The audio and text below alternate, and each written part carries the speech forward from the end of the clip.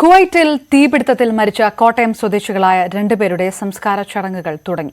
ഇതുതാനം സ്വദേശി ശ്രീഹരിയുടെയും പായിപ്പാട് സ്വദേശി ശ്രീഹരിയുടെയും സംസ്കാര ചടങ്ങുകളാണ് നടക്കുന്നത്. പാമ്പാടി സ്വദേശി സ്റ്റെഫിന്റെ സംസ്കാരം നാളെയാണ്. തിരുവല്ല മേപ്രാൽ സ്വദേശി തോമസ് സി ഉമ്മന്റെ സംസ്കാര ചടങ്ങുകളും ഉടൻ നടക്കും.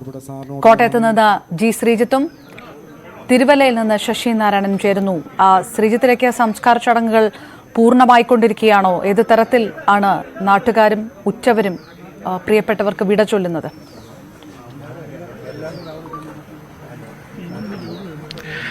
അപർണ, ശ്രീഹരിയുടെ സംസ്കാര ചടങ്ങുകൾ പുരോഗമിക്കുകയാണ്. വീട്ടുവളപ്പിൽ തന്നെയാണ് സംസ്കാര ചടങ്ങുകളുള്ളത്. ഇന്ന് രാവിലെ ഏതാണ്ട് 7:30 തന്നെ തുരുത്തിയിലെ സ്വകാര്യ ആശുപത്രി മോർച്ചറിയിൽ നിന്ന് മൃതദേഹം വീട്ടിലേക്ക് കൊണ്ടുവന്നിരുന്നു. ആ സമയം മുതൽ തന്നെ നിരവധി ആളുകൾ, നാടിന്റെ വിവിധ ഭാഗങ്ങളിൽ നിന്ന് നിരവധി ആളുകൾ ഇവിടേക്ക് എത്തിയിരുന്നു. ജനപ്രതിനിധികൾ ഉൾപ്പെടെയുള്ളവർ ഇവിടെ എത്തി ശ്രീഹരിക്ക് അന്തിമോപചാരം അർപ്പിച്ചു. കേന്ദ്രമന്ത്രി ജോർജ് കുര്യൻ, മാവേലിക്കര MP, കൊടിക്കുന്നിൽ സുരേഷ്, ഒപ്പം തന്നെ Jose K Mani MP, DCC അധ്യക്ഷൻ നാട്ടകം സുരേഷ്, അങ്ങനെ വിവിധ രാഷ്ട്രീയ പാർട്ടികളുടെയും ഒക്കെ നേതൃത്വങ്ങൾ ഇവിടേക്ക് ഈത്തിത്താനത്തെ ഈ വസതിയിലേക്ക് എത്തിച്ചേർന്നു. വീടിനുള്ളിൽ വെച്ചായിരുന്നു വായ്ക്കരിയിടുന്ന അടക്കമുള്ള ചടങ്ങുകൾ ഉണ്ടായിരുന്നത്. വീടിനുള്ളിലായിരുന്നു പൊതുദർശനവും ഉണ്ടായിരുന്നത്.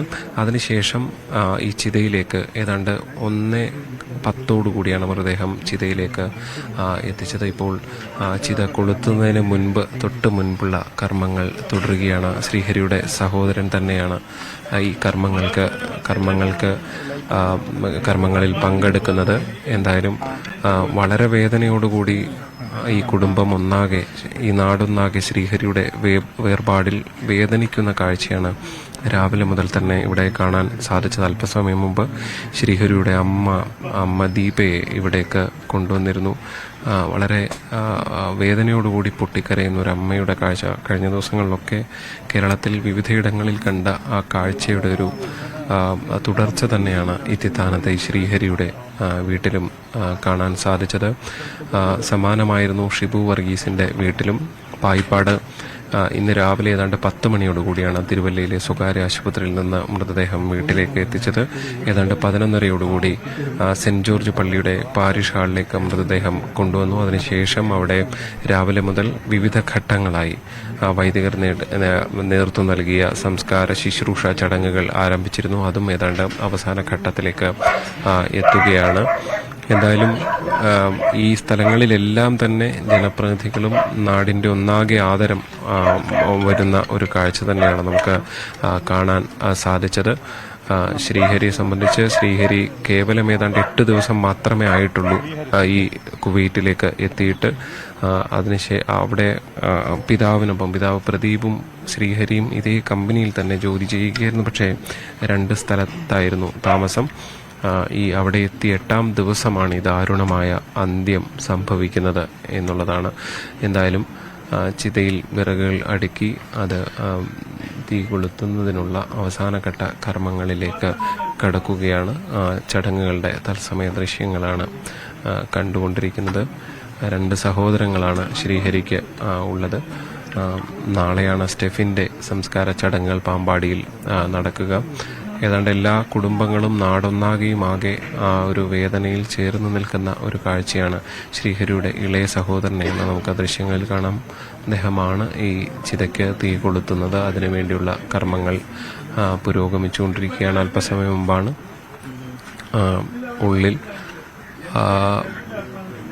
വായ്ക്കരിയിടുന്ന അടക്കമുള്ള ചർമ്മങ്ങൾ പൂർത്തിയായത്. അതിനുശേഷം ഇവിടെ കൊണ്ടുവന്ന് ചിതയിൽ വെച്ച് കൂടിയിട്ട ശേഷമാണ് ഈ ചടങ്ങുകളിലേക്ക് കടങ്ങുന്നത്.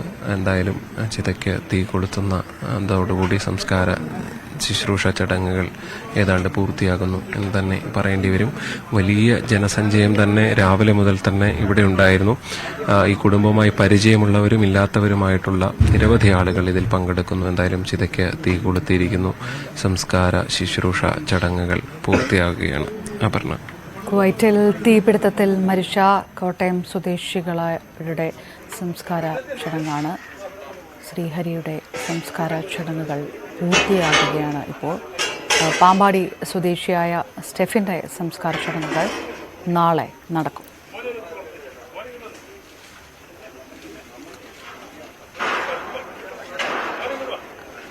തിരുവല്ല മേപ്രാൽ സ്വദേശി തോമസ് സി ഉമ്മന്റെ സംസ്കാര ചടങ്ങുകളും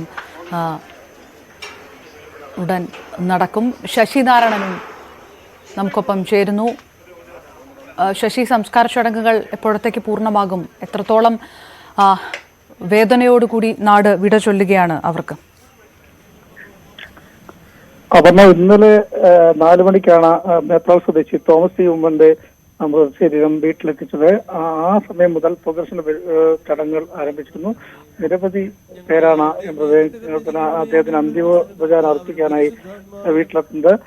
വിശ്വാസികളായ ആളുകളും ഒപ്പം മന്ത്രി വീണ ജോർജ്, സിപിഎം ജില്ലാ സെക്രട്ടറി കെ പി ഉദയഭാനു തുടങ്ങിയ ജനപ്രതികളും നേതാക്കളും അടക്കം വലിയൊരു ജനസഞ്ചയം തന്നെ മേപ്പാലിലെ വീട്ടിലെത്തി ഇന്നലെ മുതൽ തോമസ് സി ഉമ്മന് അന്തിമോപചാരം അർപ്പിക്കാനെത്തിയിരുന്നു. 2 മണിയോടുകൂടിയാണ് സംസ്കാര ചടങ്ങ് നടക്കുക. മേപ്പാൽ സെന്റ് ജോൺസ് ഓർത്തഡോക്സ് പള്ളിയിലാണ് സംസ്കാര ചടങ്ങുകൾ നടക്കുന്നത്.